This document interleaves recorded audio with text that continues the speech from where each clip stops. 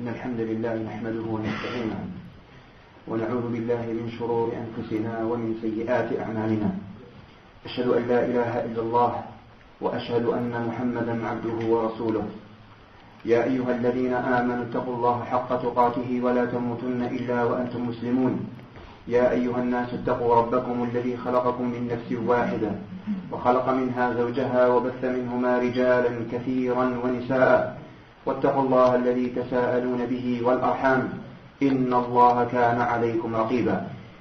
أما بعد فإن خير الكلام كلام الله وخير الهدى هدى محمد صلى الله عليه وعلى آله وسلم وشر الأمور محدثاتها وكل محدثة بدعة وكل بدعة ضلالة. ثم أما بعد، نسأل الله جل وعلا أن يغفر لنا ذنوبنا وإسرافنا في أمرنا. اللهم آتنا في الدنيا حسنة وفي الآخرة حسنة وقنا عذاب النار. نبتدئ اليوم إن شاء الله بآداب طالب العلم. والآداب هي الصفات النفسية التي تقوم بالعبد تحمله على جميل الهدي وجميل الآداب، تحمله على حسن الهدي وجميل الآداب. فهي تقوم بالنفس وهي تقوم بالعبد، فهي مجموعة من الصفات تحمل العبد إن اتصف بها على جميل الآداب وحسن السمت وحسن الهدي. قولنا آداب ليس المراد بها على سبيل الاستحباب، بل قد تكون واجبة وتركها كفر كما سيأتي، وقد يكون الأدب واجبا وتركه محرم، وقد يكون مستحبا وتركه إلى غير حرج، كما أخرج الأجري رحمه الله في كتاب الشريعة وغيره بإسناد حسن إلى مكحول الدمشقي الشامي رحمه الله.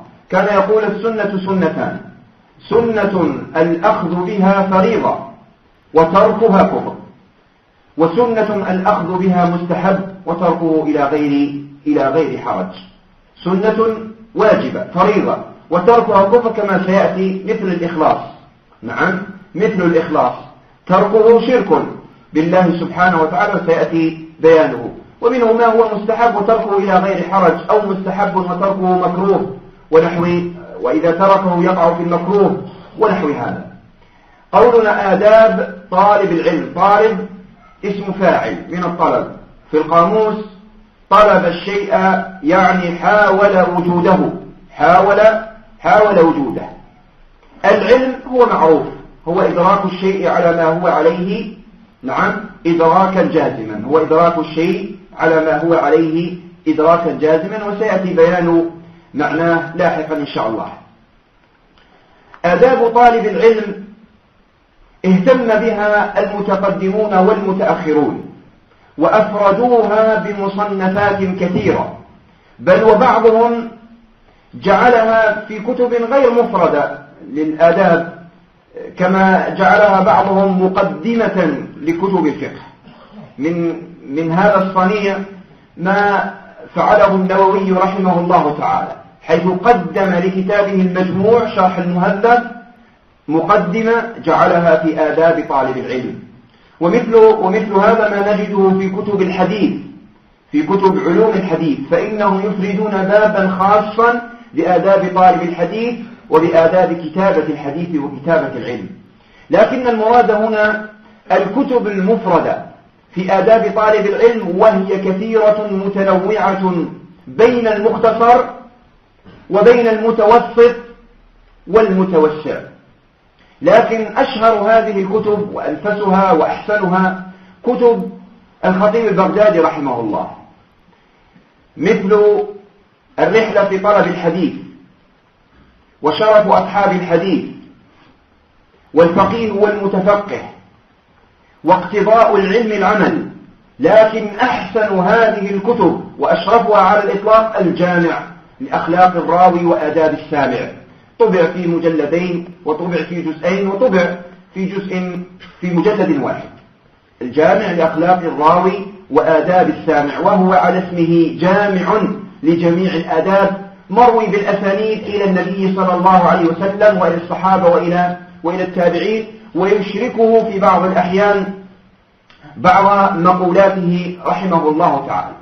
من هذه الكتب كتاب تذكرة السامع والمتكلم لابن جماعة رحمه الله تعالى، ومنه أيضا كتاب جامع بيان العلم وفضله لابن عبد البر القرطبي الأندلسي المالكي رحمه الله تعالى، ومن هذا الحث على طلب العلم للعسكري، ومنه أدب الطلب للإمام الشوكاني،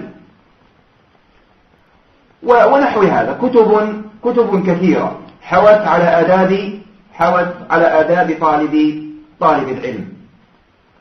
السبب في اختيارنا هذا الموضوع قبل الولوج في المسائل العلمية: أولا اتباع منهج المتقدمين، كما سبق نقل الروايات عنهم أنهم كانوا يبتدئون بالتأديب قبل التحديث، كما مر عن ابن المبارك والثوري رحمهم الله تعالى، وهم من علماء القرن الثاني الهجري. نعم، عبد الله المبارك 81 و100 للهجرة، وسفيان بن سعيد بن مسروق الثوري كوفي رحمه الله 61 و100.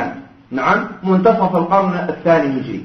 كانوا يقولون كانوا لا يخرجون أبناءهم للطلب حتى يتأدبوا ويتعبدوا 20 سنة، كما في كتاب الحلية لأبي نعيم رحمه الله تعالى. وفي طبقات القراء لابن الجوزي أيضا عن ابن المبارك قد سبقت الرواية، حيث كان يقول: طلبت الأدب 30 سنة وطلبت العلم 30 سنة، طلبت الأدب 30 سنة وطلبت العلم 20 سنة، وكانوا يبدأون بالأدب قبل العلم. الأمر الثاني ما يلاحظ من سوء أدب وسوء أخلاق بالنسبة لطلاب العلم بعامة، إن كان في مجالس العلم في أثنائها أو خارج مجالس العلم. سوء أدب في الطلب، وسوء أدب في كيفية الطلب، وسوء أدب مع المعلم ومع المشايخ، وسوء أدب مع القرناء والزملاء، وهكذا. وقال يحيى بن محمد العنبري رحمه الله: أدب بلا أدب، أو قال: علم بلا أدب كنار بلا حطب. العلم الذي تأخذه إذا لم يكن مجملا ومزينا بالآداب الشرعية والأخلاق المرعية صار كالنار الذي تكون من غير حطب، سرعان ما تزول وتفنى بفناء وقودها. الأمر الثالث: ما للأخلاق الحسنة من أهمية بالغة في الدين. في سنن الترمذي من حديث أبي الدرداء رضي الله عنه أن النبي صلى الله عليه وآله وسلم كان يقول: ما من شيء أثقل في الميزان من حسن الخلق. ما من شيء أثقل في الميزان من حسن الخلق. بل إن طالب العلم ينبغي أن يكون أكمل الناس إيمانا، ولا يكون كذلك إلا إذا حسن من خلقه وجاء بطيب الهدي والسبت. في الأدب المفرد للإمام البخاري وغيره بإسناد صحيح، أيضا رواه البزار أيضا في المسند بإسناد صحيح، إلى أبي هريرة رضي الله عنه قال عليه الصلاة والسلام: إن أكمل المؤمنين إيمانا أحاسنهم أخلاقا إذا فقهوا. فاشترط هنا لكمال الإيمان حسن الأخلاق والعلم والفقه في الدين. قال البيهقي رحمه الله في شعب الإيمان: قال الحليمي: كمال الإيمان. هذا يدل على أن حسن الأخلاق من كمال الإيمان، وأن نقص الإيمان وأن سوء الأخلاق من نقص الإيمان. هذا يدل على أن الأخلاق الحسنة من كمال الإيمان. من أراد أن يعلي دينه فعليه أن يحسن من أخلاقه، عليه أن يحسن من أخلاقه. إذا رجعنا إلى تأصيل تعليم الأدب قبل التحديث وقبل العلم، لابد أن نرجع إلى القرآن. في القرآن الكريم ما يدل على وجوب البدء بالأدب قبل الطلب، كما قال الله عز وجل فلما آتاها نودي يا موسى. انتبه هنا، لما ذهب موسى عليه الصلاة والسلام بأهله ورأى نارا أراد أن يقتبس منها، هنالك ناداه الله سبحانه وتعالى وأوحى إليه، والوحي علم، لكن قبل التعليم لا بد من التأديب. قال يا موسى، هذا نداء، والنداء أسلوب من أساليب التعليم، المراد به لفت الانتباه، لفت انتباه الطالب. قال يا موسى إني أنا ربك. هذا التعريف بالمخاطب. نعم، من المخاطب؟ يختلف. المخاطب هنا هو الله سبحانه وتعالى، فالأدب معه ليس كالأدب مع غيره. ويختلف أيضا المعلم إذا كان من أكابر أهل العلم، وإذا عرفت وصفه وعرفت خلقه يختلف عن معاملة بقية الناس، صح ولا لا؟ ولذلك عرف الله تعالى بنفسه. من المخاطب الذي يخاطب موسى؟ قال إنني أنا ربك. نعم، فاخلع نعليك.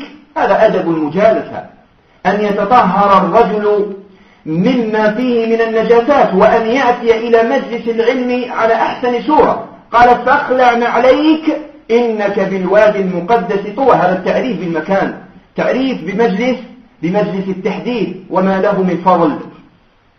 قال إنك بالوادي المقدس طوى وأنا اخترتك فاستمع لما يوحى. فاستمع لما يوحى، هذا أدب جم. أول العلم الاستماع، أول العلم الاستماع. روى الخطيب البغدادي رحمه الله في الجامع لأخلاق الراوي وآداب السامع عن ابن مهدي قال محمد بن النضر الحارثي رحمه الله قال أول العلم الاستماع. سبحان الله، مثل ما قال الله تعالى فاستمع لما يوحى. قبل التعليم، قبل الوحي قال فاستمع. أول العلم الاستماع. ثم جاء إلى التعليم، إلى الوحي. قال إنني أنا الله لا إله إلا أنا فاعبدني وأقم الصلاة لذكري. هذا في حق موسى عليه الصلاة والسلام. وفي حق النبي صلى الله عليه وسلم مثله. قال الله عز وجل لا تحرك به لسانك لتعجل به إن علينا جمعه وقرآنه فإذا قرأناه فاتبع قرآنه. فنهى الله سبحانه وتعالى نبيه أن يعجل بحفظ القرآن. إذا كان جبريل عليه الصلاة والسلام يلقي الخبر ويلقي الوحي على مسامع الرسول صلى الله عليه وسلم، نهي أن يحرك شفتيه محاولا حفظ الوحي. قال لا تحرك به لسانك. ما الذي يجب عليه؟ المتابعة، الإنصات. قال واتبع قرآنه، لأن أول مراتب العلم الاستماع ثم الحفظ. قيل للحارث ثم أي؟ قال ثم الحفظ.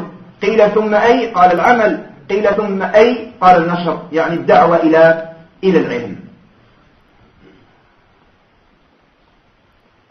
نبدأ في آداب طالب العلم ونقسمه إلى فصول: آداب طالب العلم في نفسه، وآداب طالب العلم مع شيخه، وآداب طالب العلم مع أقرانه وزملائه، ثم آداب طالب العلم في كيفية الطلب، وآداب طالب العلم في حياته العلمية. أول ما نبتدئه اليوم آداب طالب العلم في نفسه. مجموعة آداب يجب على طلاب العلم أن يتأدبوا بها، وهذا الفصل فصل ماتع وفصل مهم من أهم الفصول. أول ما يجب على طالب العلم، الأدب الأول إيش هو؟ الإخلاص. ليش؟ لأن طلب العلم عبادة، وكل عبادة يشترط في صحة الإخلاص لله سبحانه وتعالى. قال الله جل وعلا وما أمروا إلا ليعبدوا الله مخلصين له الدين حنفاء ويقيموا الصلاة ويؤتوا الزكاة. حصر الله جل وعلا المأمور به في شيء واحد، وهو إخلاص العبادة لله. كيف عرفنا الحصر؟ طريق الحصر بالاستثناء بعد النفي. نعم، وما أمروا إلا ليعبدوا الله، إلا الاستثناء بعد النفي يفيد الحصر، فكأن الله تعالى لم يأمرهم بشيء غير إخلاص العبادة له جل وعلا. وفي الصحيحين قاعدة كلية في الإخلاص. روى البخاري ومسلم من حديث أبي موسى الأشعري رضي الله عنه سئل النبي صلى الله عليه وسلم عن الرجل يقاتل شجاعة، وعن الرجل يقاتل حمية، وعن الرجل يقاتل رياء، أي ذلك في سبيل الله؟ يسأل عن نماذج ثلاثة. نعم، رجل يقاتل شجاعة، والرجل يقاتل حمية، والرجل يقاتل رياء. نعم، أي ذلك في سبيل الله؟ الأصل أن يجيب النبي صلى الله عليه وسلم أن يقول ليس ذلك في سبيل الله، ليس كله ما ذكرتم ليس كله في سبيل الله. صح، هذا هو الأصل. نعم، ولكن النبي صلى الله عليه وسلم عمم، نعم، وعلم الناس قاعدة الكلية، قال من قاتل لتكون كلمة الله هي العليا فهو في سبيل الله. يعني أن هؤلاء الثلاثة وغيرهم ليسوا في سبيل الله، بل الذي عمله في سبيل الله هو الذي يجعله لله جل وعلا. وهذه قاعدة، وهذا من حسن تعليم النبي صلى الله عليه وسلم. يسأل على الشيء فيجيب على الشيء ويزيد، كما سئل النبي صلى الله عليه وسلم في سنن الترمذي وابن ماجه قال فنتوضأ من ماء البحر، يسألونه نحمل معنا الماء ونركب البحر، إذا شربنا من هذا الماء ما وجدنا ماء الوضوء، وإذا توضأنا منه عطشنا ما وجدنا الماء الذي نشربه، أفلا توضأ من ماء البحر؟ قال الأصل في الجواب أن يقول نعم توضأوا، أو لا تتوضأوا. لكن النبي صلى الله عليه وسلم أعطاهم قاعدة، زادهم بيانا، قال هو الطهور نعم ماؤه، إذ يجوز أن تتوضأ منه كما يجوز أن تغتسل منه، بل هو طاهر مطهر لغيره. هذا السؤال أو الجواب أعم من السؤال. نعم، الجواب هنا استغرق السؤال نعم وزيادة، ثم قال وهو نعم الحل ميتته، الطهور ماؤه الحل ميتته. هذه زيادة، ما سألوا عن ميتة البحر، لكن قال العلماء رحمهم الله أنهم لما جهلوا حكم الماء فمن باب أولى جهلوا ميتته. صح ولا لا؟ ولذلك زادهم النبي صلى الله عليه وسلم إذا ركبتم البحر لكم أن تشربوا من الماء الحلو، ولكم أن تتوضأوا وتغتسلوا من ماء البحر، ولكم أن تأكلوا من ميتته. هكذا كان صلى الله عليه وعلى آله وسلم حسن الجواب حسن التعليم لأصحابه رضوان الله عليهم وأرضاهم. الشاهد من قاتل لتكون كلمة الله هي العليا فهو في سبيل الله. في طلب العلم ماذا ينوي؟ إذا حضر الرجل من بيته ودخل المسجد إيش يريد بهذا الطلب؟ ماذا يريد بحضوره مجلس العلم؟ أولا ينوي به امتثال أمر الله جل وعلا، إذ أن الله تعالى يقول نعم فاعلم أنه لا إله إلا الله واستغفر لذنبك، فبدأ بالعلم. قال البخاري رحمه الله باب العلم قبل القول والعمل، والدليل قوله تعالى فاعلم أنه لا إله إلا الله واستغفر لذنبك، فبدأ بالعلم وأن الأنبياء ورثت وأن العلماء ورثت الأنبياء. الشاهد منه أنه أمر بالعلم. نعم، فأنت تتعلم امتثالا لأمر الله جل وعلا. الأمر الثاني أن تنوي به رفع الجهل عن نفسك، إذ أن العمل لا يكون صحيحا إلا إذا كان مبنيا على علم. سئل الإمام أحمد رحمه الله كيف النية في العلم؟ كيف النية في العلم؟ قال ينوي به أن يرفع الجهل عن نفسه. العمل لا يكون صحيحا إلا إذا بني على علم. الذي بينك وبين ربك هذا المعتقد لا يصح إلا بالعلم، والذي بينك وبين نفسك هذه العبادة من حلال وحرام ولا تصح إلا بالعلم، والذي بينك وبين غيرك الأخلاق ولا تصح إلا بالعلم. ولذلك جمع النبي صلى الله عليه وسلم هذا الثالوث وجعله مكملا للدين جميعا، جعل هذه الثلاثة هي أركان الدين. ولذلك لما جاء معاذ بن جبل في سنن الترمذي وغيره قال أوصني يا رسول الله، قال اتق الله حيثما كنت، هذا الرابط بينك وبين الله. ثم قال زدني، قال واتبع السيئة الحسنة تمحها، هذا بينك وبين نفسك العبادة، فعل الواجبات وترك المحرمات. ثم قال زدني يا رسول الله، قال وخالق الناس بخلق حسن، هذا بينك وبين الناس. إذا أخلص طالب العلم لله جل وعلا فإن الله جل وعلا سيعطيه ويدرك إن شاء الله. روى الدارمي في سننه بإسناد صحيح إلى الحسن البصري قال من طلب شيئا من هذا العلم أدرك إن شاء الله. وعن إبراهيم النخعي أيضا بنفس الإسناد قال آتاه الله ما يكفيه، سبحان الله. قال ومن طلب هذا العلم لدنيا فهو والله حظه منه. هذا شيء عجيب. يأتي رجلان يحضران مجلس علم واحد عند شيخ واحد، يقرآن من كتاب واحد على مستوى علمي واحد، هذا يحصل أكثر من الآخر. نعم الطاقات قد لا تكون واحدة، لكن مع هذا يحصل أكثر من الآخر، أكثر من طاقته وأكثر من إمكانياته. ما السبب في هذا؟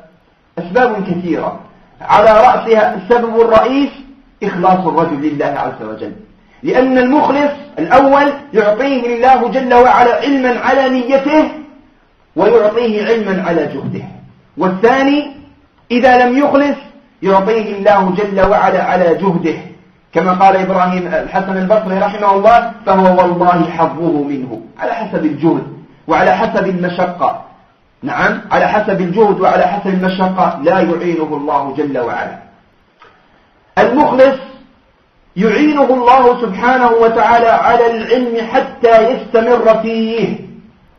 المخلص ما ينقطع، لذلك ترى بعض طلاب العلم تكبر همتهم ويزداد شوقهم لطلب العلم، لكن يكون هذا لأيام أو لأشهر، ثم بعد هذا تموت هممهم. نعم ليش؟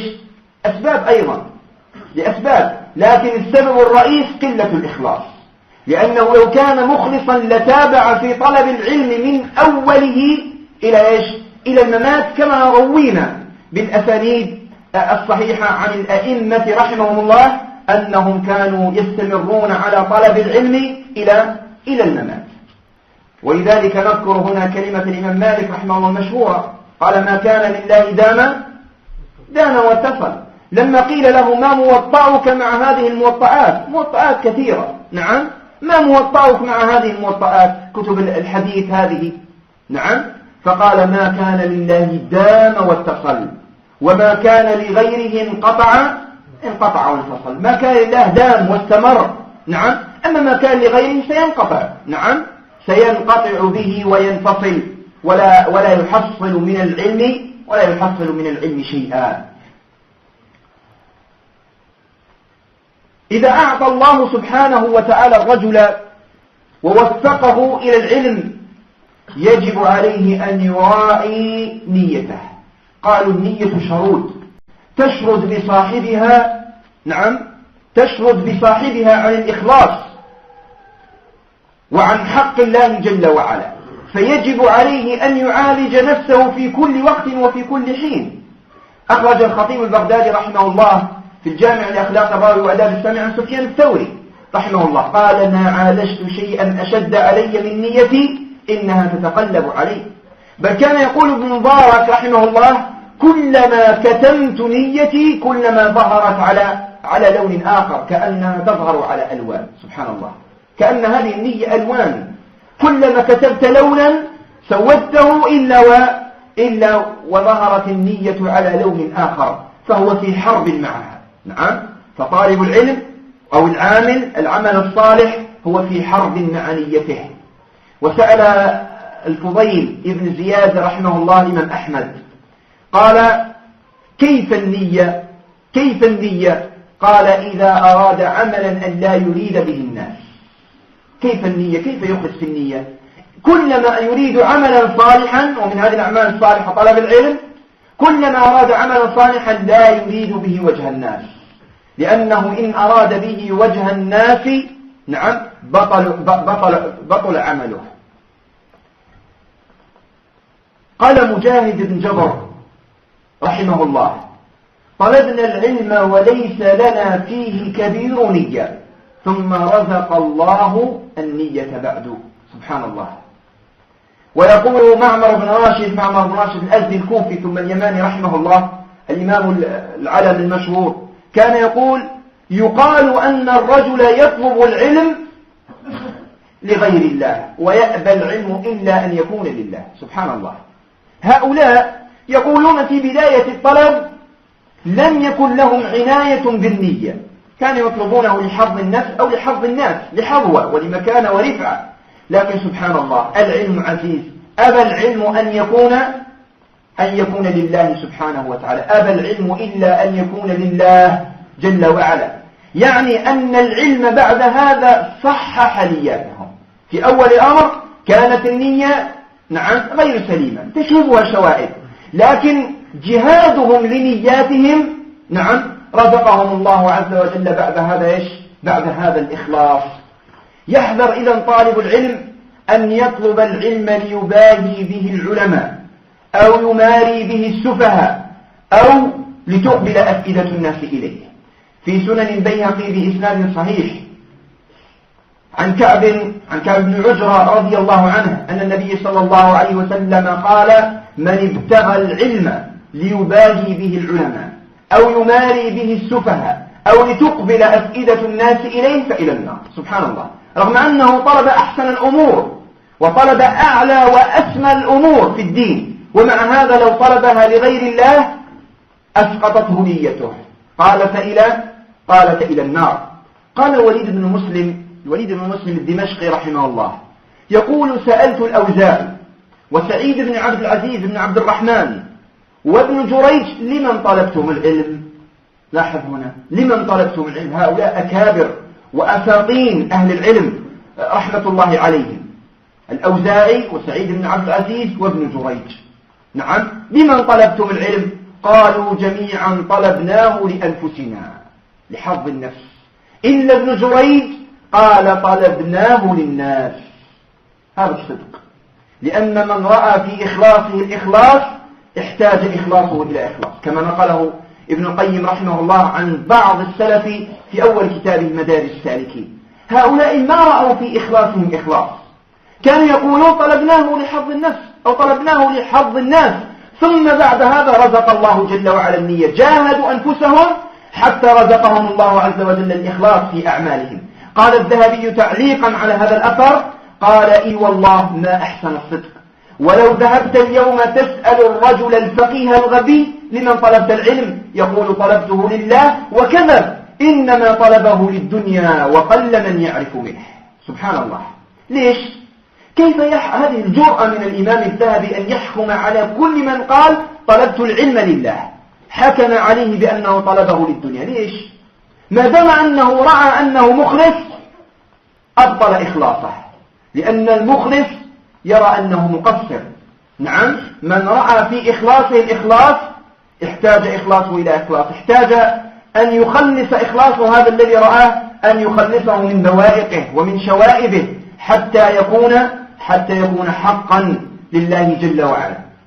يحذر طالب العلم من أن يطلب العلم من أجل الشهرة ومن أجل الرفعة ومن أجل أعواض وأغراض، أو أن يقال عالم، نعم، أو أن يشار إليه بالبنان ونحو هذا. في صحيح مسلم من حديث أبي هريرة رضي الله عنه حديث فيه وعيد شديد. قال صلى الله عليه وسلم: أول من تسعر بهم النار ثلاثة. نعم، أولهم من لم يكن فاسقا، نعم، لم يكن فاسقا، وإنما كان رجلا عالما يؤتى به فيعرف بنعمه، يعرفه الله تعالى بنعمه عليه فيعرفها، نعم، ويعترف بالنعم أن الله عز وجل أعطاه السمع والبصر والفؤاد، وأغدق عليه من النعم الشيء الكثير، وأعطاه من الذكاء ومن الحفظ ومن الحظوة ونحوها، فيعترف بنعمة الله عليه. فيقول، يسأله عن العلم فيقول: تعلمته وعلمته فيك، أنت الآمر وأنت الناهي، أمرتنا بطلب العلم وبتعليمه فطلبنا العلم وعلمناه. يكذب على من؟ يكذب على نفسه، نعم، والله عز وجل علام الغيوب يعلم خائنة الأعين وما تخفي الصدور. قال بل يقول كذب بل طلبته ليقال عالم، وفي لفظ قارئ أنه قرأ القرآن وعلمه يقال عالم. وقد قيل ثم يؤمر به فيسحب على وجهه فيلقى في النار. لاحظ هنا عبارة وقد قيل، يعني قد حصلت ما أردته. كل رجل على حسب نيته، إن جعل نيته في الحضيض أخذ منها ما نواه، وإن جعل نيته في أعلى عليين حظه منه ما نواه. ولذلك لما سمع معاوية رضي الله عنه بالخبر بكى حتى أغمي عليه، فلما أفاق قال صدق الله ورسوله، إن الله تعالى يقول ومن كان يريد الحياة الدنيا وزينتها نوفي إليهم أجورهم وهم فيها لا يبخسون أولئك الذين ليس لهم في الآخرة إلا النار. استشهد بالآية على الحديث يصدقه. وقد قيل لأنه أراد في الدنيا أن يقال عالم. حصله ولا ما حصله؟ والله كل رجل يريد من طلبه للعلم أن يقال عالم سيقال، لأنه هذا مراده، هذا مبلغ علمه ومنتهى إرادته أن يقال رجل عالم، فلا بد أن يدرك. لكن ليس له حظ في الدنيا والآخرة إلا ما نواه. يقول الله تعالى نعم يوفون أجورهم وهم فيها لا يبخسون. لا ينقصك الله عز وجل من النية التي جئت بها، لكن في الآخرة تريد الأجر يوم القيامة ودخول الجنة لا يمكن. قال أولئك الذين ليس هم في الآخرة نعم إلا النار. وانظر إلى تأدب أهل العلم السابقين بالعلم كيف كسرهم العلم. عبارة إبراهيم النخعي رحمه الله نقل عنه الذهبي في سير أعلام النبلاء: من كسره العلم ومن كسر العلم. نوعين. هؤلاء الأئمة كسرهم العلم فصاروا مبتعدين عن الشهرة وعن الرياء، وجعلوا العمل لله جل وعلا، بل كانوا يبتعدون عن الاشتهار وأن يشار إليهم بالبنان. قال حماد بن زيد رحمه الله: كنت أمشي مع أيوب بن أبي تميم السختياني رحمه الله الإمام العلم. قال: كنت أمشي معه فيبلغ بي طرقا أعجب كيف يهتدي إليه، كيف أعرف هذه الطرق؟ فأقول إن هذا الطريق أقرب، فيقول إنني أتقي هذه المجالس. سبحان الله، أتقي هذه المجالس. واليوم ما يطلب الرجل العلم إلا من أجل هذه المجالس، إلا من أجل أن يجلس في مجلس فيرفع، أو أن يتكلم بمسألة فيقال رجل عالم، نعم، أو يفتي ويقضي بين الناس فيقال رجل ذكي، أو يقول حفظت كذا وكذا فيقال حافظ، من أجل هذه المجالس. والرجل كان يبعد المذهب من أجل إيش؟ من أجل أن لا يقال هذا أيوب. وقال حماد بن زيد أيضا: كنت أمشي مع أيوب فيمر على الناس فيسلم عليهم فيردون عليه بأعلى مما يردون على غيره. سبحان الله، هذه حظوة عظيمة. يمر أيوب يسلم على جمهور الناس فيردون عليه بأعلى مما يردون على غيره، يخصونه بالسلام ويرفعون أصواتهم ردا للتحية، ويظهر على أساريرهم الفرح والسرور للقاء أيوب. هل يفرح به الرجل؟ يقول أيوب رحمه الله: اللهم إنك تعلم أنني لا أريده، اللهم إنك تعلم أنني لا أريده. سبحان الله. يقول الليث بن سعد رحمه الله، الليث بن سعد الفهمي المصري رحمة الله عليه، يقول: رأيت أبا الزناد عبد الله بن ذكوان أبو الزناد رحمه الله الإمام العلم، قال: رأيته ومعه 300 تابع يتبعونه يسألونه في العلم وفي الفقه وفي الشعر وفي الحديث والفقه والصنوف، في صنوف العلم، فما لبث أن بقي وحده تركه الناس. قالوا: وتبعوا ربيعة. من ربيعة؟ نعم، شيخ مالك، ربيعة بن عبد الرحمن الملقب بربيعة الرائي، حتى تبع الناس ربيعة وتركوا أبا الزناد رحمه الله لوحده. فأعجب ربيعة بهذه الحظوة وبهذه المكانة، فزل لسانه فقال: شبر من حظوة خير من باع من علم. يريد أبا الزناد. أبا الزناد كان أفقه من ربيعة، ومع هذا ما كانت له هذه الحظوة. يقول شبر قليل من هذه الحظوة وهذه المكانة وهذه الشهرة أفضل من باع كثير جدا من العلم. يقصد أبا الزناد. قال الذهبي رحمه الله لم يفوت هذه الكلمة في تاريخ الإسلام. يقول الذهبي رحمه الله في كتابه تاريخ الإسلام: اللهم اغفر لربيعة، بل شبر من جهل خير من باع من حظوة. شيء قليل من إيش؟ من الجهل، نعم، خير من شيء كثير من باع من إيش؟ من حظوة ومن شهرة. فإن الحظوة وبال على العالم، وإن السلامة في الخمول. نسأل الله تعالى المسامحة. نسأل الله تعالى المسامحة. ينبغي على طالب العلم أن يبتعد في طلبه للعلم من العجب بنفسه، لأن هذا العلم كما سبق سلطان. إذا طلبه يقرأ كتاب كتابين ويحضر مجلسين ويأخذ عن شيخ وشيخين، فتكبر نفسه بين جنبيه فيراها أعلى وأسمى من غيره. نعم، هذا العجب هو أول طريق لترك العلم.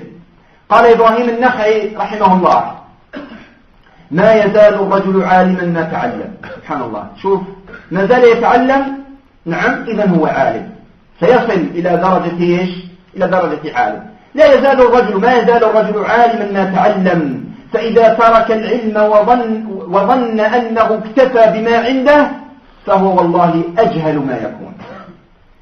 ما دام يتعلم فهو عالم. إذا توقف عن طلب العلم واكتفى بما عنده وظن ما عنده خير من غيره، قال فهو والله أجهل ما يكون. بل إن الله عز وجل يسلط عليه من ذنبه فيبعده عن العلم. قالوا العلم حرب للفتى المتعالي. نعم، العلم حرب للفتى المتعالي كالسيل حرب للمكان العالي.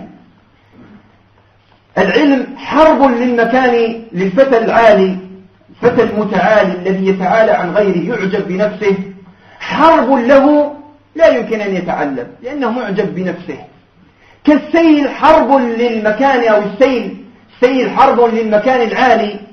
المكان العالي لا يمكن أن يصل إليه السيل دائما في انحدار. هل يمكن للمكان العالي أن يأخذ من هذا السيل؟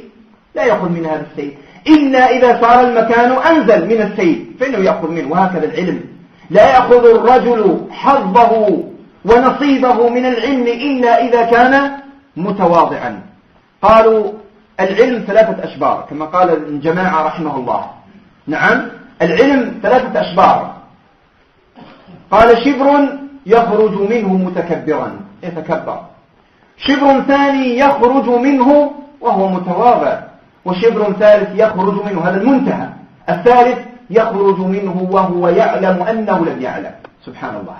فإذا رأيت الرجل في أول أمره معجبا بنفسه، نعم، هذا يدل على أنه لم يحصل من العلم شيئا. هذا ما زال في الشبر الأول، ما زال في الدرس الأول والدرسين والكتاب والكتابين. نعم، وما زال في أول طلبه للعلم.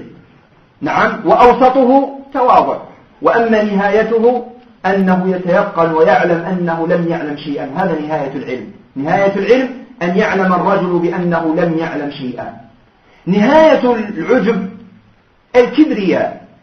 إذا تكبر الرجل بما عنده من العلم منعه الله عز وجل العلم.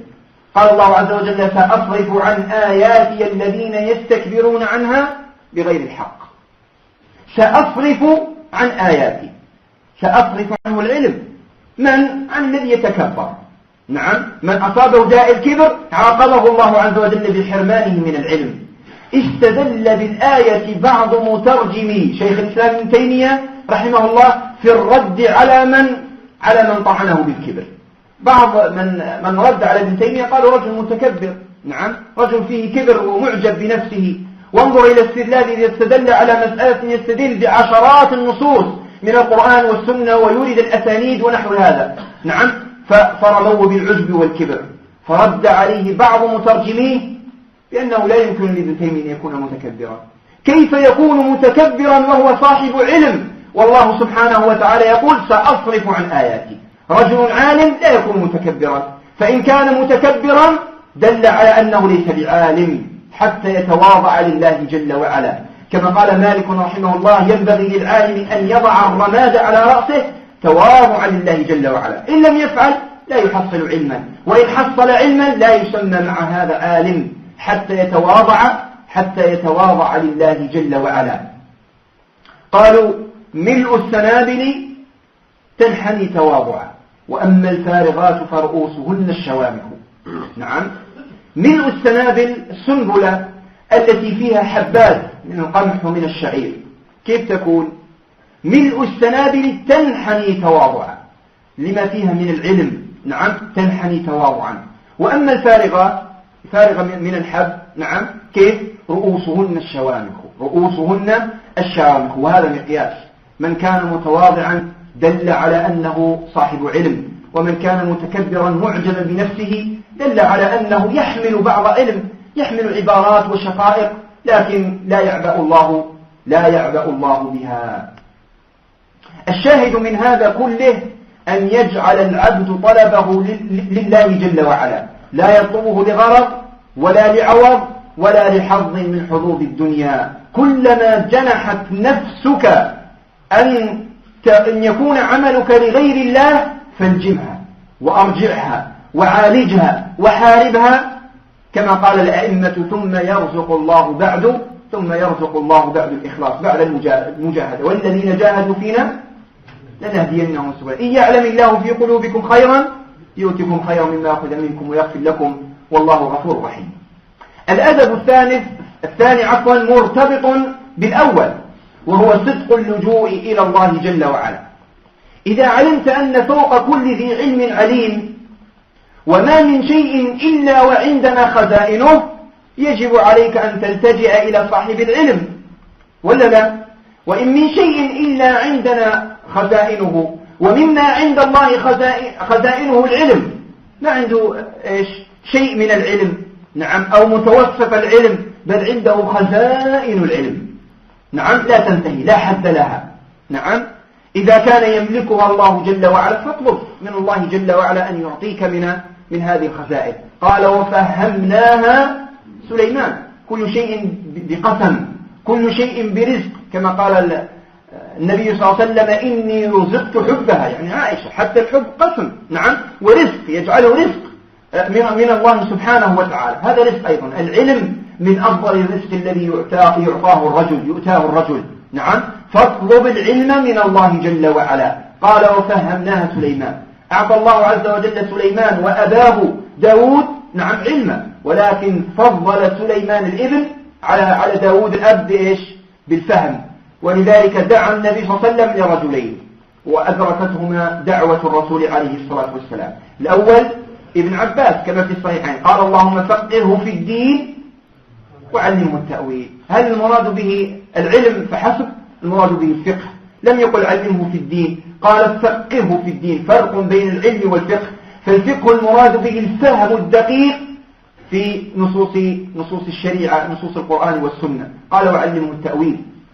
وأيضا دعا النبي صلى الله عليه وسلم لأبي هريرة بالحفظ، كما في الصحيحين أيضا جمع الثوب ودعا له بالحفظ، فكان أفضل وأعظم الصحابة حفظا، بل أكثر رواية لحديث النبي صلى الله عليه وعلى آله وسلم. المكثرون من رواية الأثر أبو هريرة إلى ابن عمر. أكثر الناس رواية عن النبي صلى الله عليه وسلم أبو هريرة لشدة حفظه ولكمال علمه رضي الله تعالى عنه وأرضاه. وكان ابن تيمية رحمه الله إذا استغلقت عليه المسألة خر ساجدا لله جل وعلا، ودعا ربه بالدعاء المشهور الذي اشتهر عنه: اللهم يا معلم آدم وإبراهيم علمنا، ويا مفهم سليمان فهمنا. كما علمت آدم وإبراهيم العلم، وعلم آدم الأسماء كلها، وإبراهيم وتلك الحجتنا آتيناها إبراهيم نرفع درجات من نشاء. وأيضا يا مفهم سليمان، وفهمناها سليمان، علمنا وفهمنا. إن نختم آداب طالب العلم لا بد أن نختمه بالخلق والأدب الثالث، وهو الزهد والتقلل من نعيم الدنيا. الزهد ما حقيقته؟ من يجيبنا؟ حقيقة الزهد ما هي؟ على فكرة الأسئلة لابد أن تكون كتابية. نعم، الأسئلة إن شاء الله بعد الآذان أو قبيل الآذان تكون كتابية. نعم، نقول ما حقيقة الزهد؟ هل الزهد حقيقته ألا تملك شيئا كما يظن البعض؟ الزهد إيش؟ ألا تملك شيئا، تبيع كل ما عندك وتبقى في بيت خال خاو. نعم، وأن تلبس عرف الثياب، هذا المراد بالزهد. قالوا الزهد ليس حقيقته ألا تملك شيئا، ولكن الزهد ألا يملكك شيء. الزهد ألا يكون شيء هو الذي يملكك، هو الذي يسيرك، هذا هو الزهد. نعم، ولذلك سئل الشيباني محمد بن حسن الشيباني رحمه الله البغدادي صاحب أبي حنيفة النعمان رحمة الله عليهما، سئل لما لا تؤلف كتابا في الزهد؟ ليش ما تكتب لنا في الزهد؟ قال ألفت كتابا في البيوع. رأيت؟ قالوا لما لا تكتب في الزهد؟ قال ألفت في البيوع. شو الفرق بين الزهد؟ هم يتكلمون عن الزهد وهو يتكلم عن إيش؟ عن البيوع. يعني أنه إن ألف في البيوع فبين الحلال والحرام من البيوع، هذا هو الزهد. الزهد أن يبتعد الرجل عما يضره في الدين والدنيا، بل يبتعد عما لا ينفعه في الدين والدنيا، ولا يكون إيش؟ ولا يكون هذا الأمر إلا بالعلم، لا يكون هذا الأمر إلا بالعلم. قال ألفت في إيش؟ ألفت في البيوع، لأن العلم هو الذي يقود الرجل إلى الزهد. عليه أن يتقلل من نعيم الدنيا ما استطاع، فإن كثرة المأكل والمشرب والمنام ونحو هذا يؤثر على طلب العلم. ومع هذا يجب عليه أن يعتني بمظهره ومن لباسه ومن مشيته، فيأخذ منها حظا وافرا. نعم، يأخذ من اللباس حظا وافرا. قال عمر بن الخطاب رضي الله عنه أمير المؤمنين: أحب للقارئ الثياب البيض. للقارئ يعني للمتعلم أو للعالم الثياب البيض. ويؤيده ما ورد عن النبي صلى الله عليه وسلم في مسند الإمام أحمد وسنن الترمذي بإسناد صحيح إلى سمرة رضي الله عنه، سمرة بن جندب رضي الله عنه، أن النبي صلى الله عليه وسلم قال: البسوا الثياب البيض، هي أطهر وأطيب، وكفنوا فيها موتاكم. نعم، فينبغي لطالب العلم حتى أن يعتني بمظهره في مجلس العلم وخارجه، أن يبتعد عن اللباس الذي فيه تصابي، أن يبتعد عن اللباس الذي فيه مشيخة ورهبنة، أن يبتعد عن اللباس الذي فيه شهرة. نعم، وفيه حب ظهور ونحو هذا، لأن الرجل قد يصنف من لباسه ولا لا؟ بعض الناس يلبس، هو كبير في السن ويلبس لباس الصبية. نعم، يقال هذا متصابي. ورجل إيش؟ في أول طلبه للعلم ومع هذا يلبس لباس المشيخة. نعم، والرجل في أول عمله مع هذا يلبس لباس إيش؟ لباس الرهبنة. نعم، أو لباس شهرة، حتى يقال ما لبس غيره مثل ما يلبس ونحو هذا. بل لا بد أن يتوسط في لباسه، فإذا رؤي علم بأنه طالب للعلم، إذا رؤي علم بأنه طالب للعلم. توقف عند هذا الحد أو أننا نواصل الساعة 7؟ الأذان على 10 ساعة 10 دقائق. نواصل ولا في أسئلة؟ نواصل؟ نعم نواصل. طيب، نقول هذا جملة آداب طالب العلم في نفسه.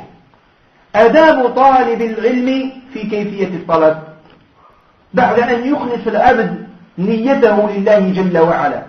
كثير من هؤلاء لا يحسن يتعلم، لا يحسن يطلب العلم، بل يخبط خبط عشواء حتى لا يحصل من العلم شيئا. كما يقال: طلب العلم 5 سنوات وطلب العلم 10 سنوات، ما حصل شيئا، حصل شقائق وفوائد متناثرة من هنا وهناك.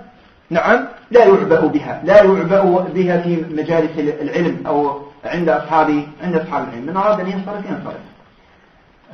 قال: نعم، آداب طالب العلم. إذا قلنا آداب طالب العلم في كيفية الطلب، كيفية الطلب مبنية على أصلين عظيمين.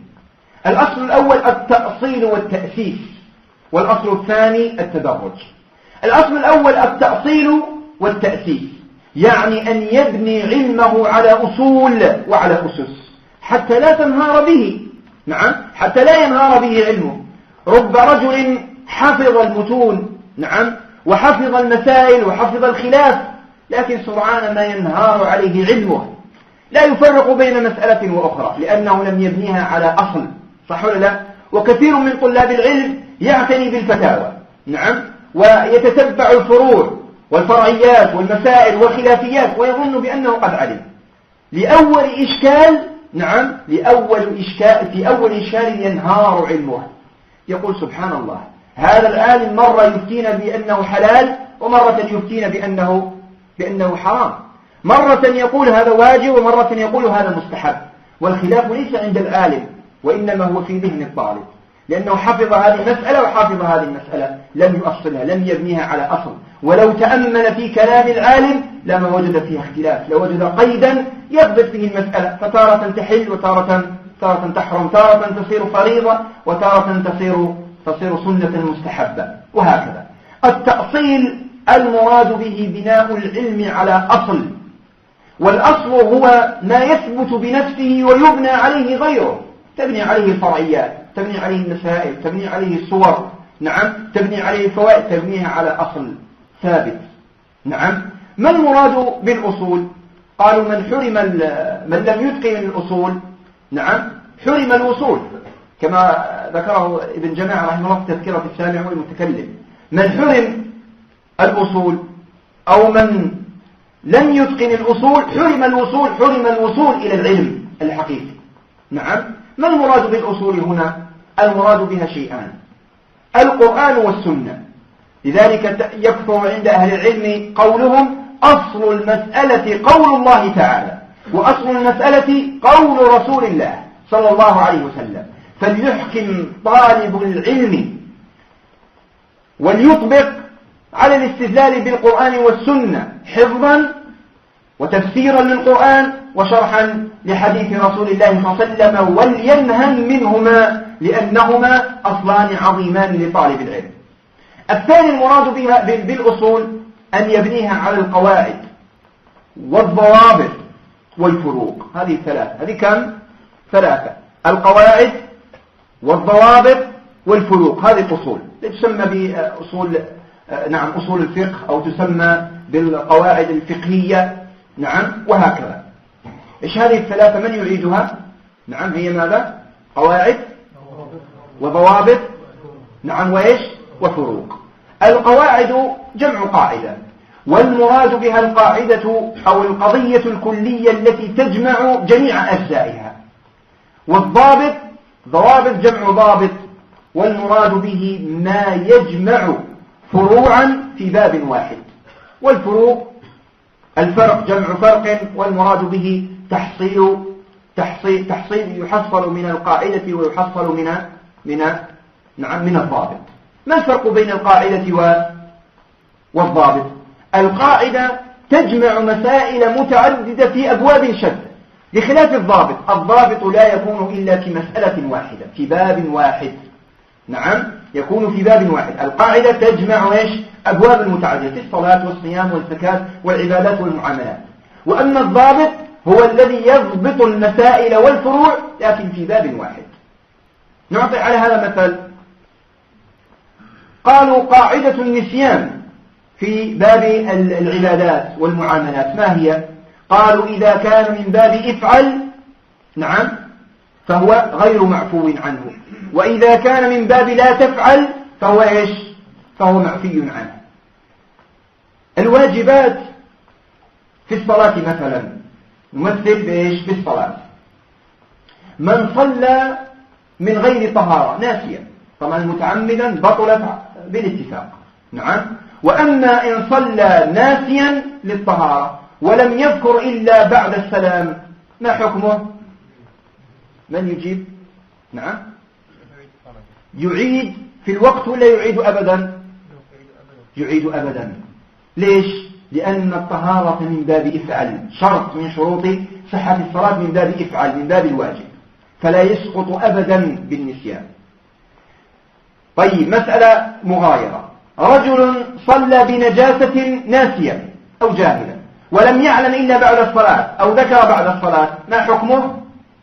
نعم يا رجل لا يعيد بالاتفاق. ليش؟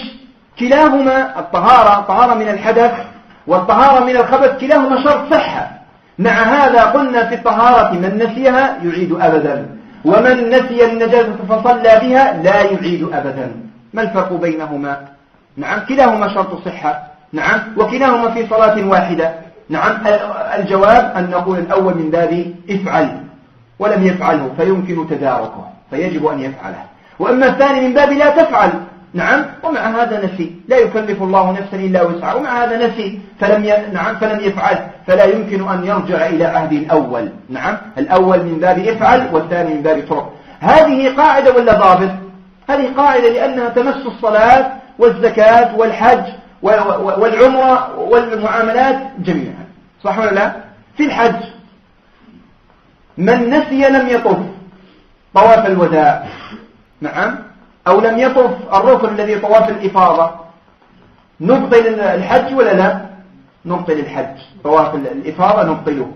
إذا كان واجب طواف الوداع هو واجب من واجباته، إذا نسيه ورجع إلى بلده ولم يطف الطواف الواجب، ماذا نصنع؟ هل نعفو عنه؟ لا نعفو عنه، بل نقول إن استطعت أن ترجع فتطوف لا بد أن يطوف، فإن لم يستطع فإنه يفتي، لا بد من الجبر، لأنه ترك واجبا من واجبات الإحرام. طيب نفسه في الحج، نعم، نسي فغطى وجهه أو لبس مخيطا أو نحو هذه من محظورات الإحرام، ماذا عليه؟ ليس عليه شيء. الأول من نسي الطواف فإنه يجبره بدم، والثاني نسي فأصاب طيبا مثلا أو غطى رأسه أو وجهه أو لبس المخيط أو فعل محرما من المحرمات، نعم من محظورات الإحرام، فإن نقول ليس عليك شيء. نعم فهذه إذن قاعدة النسيان قاعدة مضطردة تشمل أبوابا متعددة.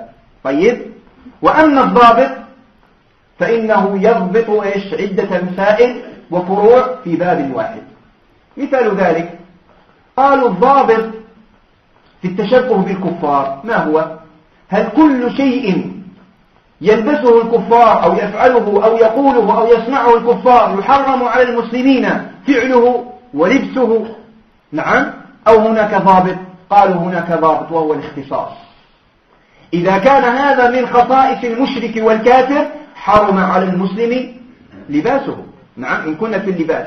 مثال ذلك النعال والأحذية، هل هذا خاص بالكفار بالمشركين فحسب، وأما بقية البشر يمشون حفاة؟ نعم لا يختص بهم. إذن هذا عام بالنسبة للمشركين ولغيرهم، وهكذا في مشيتهم، وهكذا في كلامهم، وهكذا في أفعالهم وصناعتهم ونحو هذا، ما لا يختص به، بشرط آخر ألا يكون من شعارهم، كأن يحمل مثلا علامة من علامات الكفر أو يحمل الصليب أو نحو هذا. نعم قالوا الضابط كثيرا من الناس يسأل عن الصلاة خلف إمام مخالف يعني فاسق، أو أنه رجل صاحب بدع، صاحب معصية أو صاحب بدعة، ما حكم الصلاة خلفه؟ كثير من الناس يسأل ويتردد بين من يبيح وبين من يحرم ومن يقول الأفضل أن تتركه ونحو هذا. تضبطه بضابط سهل جدا. نعم سهل جدا، أن تقول كل من صحت صلاته صحت إمامته، كل من صحت صلاته صحت إمامته. هذا الرجل الذي ارتكب محرما من المحرمات، نعم يأتي يصلي بالناس، إذا صلى لنفسه هل تصح الصلاة؟ يا رجل يقول لا. كيف ما تصح؟ نعم رجل ارتكب محظور من المحظورات، نعم كشرب الدخان مثلا، نعم أو السرقة أو الزنا أو الكذب أو الغيبة، نعم وجاء يصلي لنفسه، تصح الصلاة؟ تصح الصلاة ليس المراد القبول وعدم القبول، المراد بها الصحة. نعم الصحة من حيث الصحة تصح، إذا تصح أيضا إمامته. رجل ابتدع بدعة في الدين، نعم البدعة هنا غير مكفرة، وإلا بعض البدع مكفرة كالبدع الاعتقادية، كالرجل الذي يستغيث مثلا بالنبي صلى الله عليه وسلم ويستغيث بالأموات ونحو هذا، ويبين له مع هذا لا يرجع، لا تصح الصلاة خلفه. وإنما المراد إيش؟ البدعة غير المكفرة. لو صلى لنفسه تصح الصلاة ولا لا؟ يقوم ببدعة من البدع تصح الصلاة، إذا تصح إمامته. نعم. لو كانت بدعته مكفرة، لو صلى لوحده لا تصح الصلاة، إذا لا تصح إمامته. ومع هذا ضبط أهل العلم بضابط آخر: إذا وجد غيره فإنه يصلى خلف هذا الرجل المخالف. نعم. أما من حيث الصحة فإن كل من صحت صلاته صحت إيش؟ صحت إمامته.